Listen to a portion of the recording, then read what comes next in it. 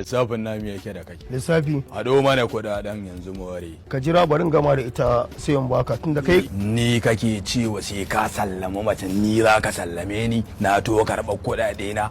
Allah sallame ni na kammala ko a ci gaba da shirman naku. Ita ba kawowa ce ba kai kuma karɓa za ka jira mana. Dan Allah dan Annabi ni ba ruwana da kowace yan zara kawai ka sallame ni dan ni ba za a nuna min zara ba.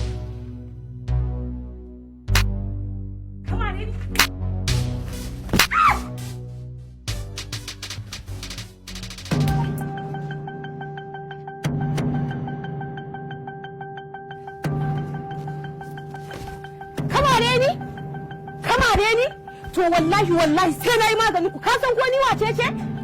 Ka san ko ni wace ce to ka je cikin birni ka je ka tambaya wane ne mayaki za a gaya muku ko su wane ne uwa ɗaya uba ɗaya muke da su kuma wallahi sai na ɗaukan sa a kanka.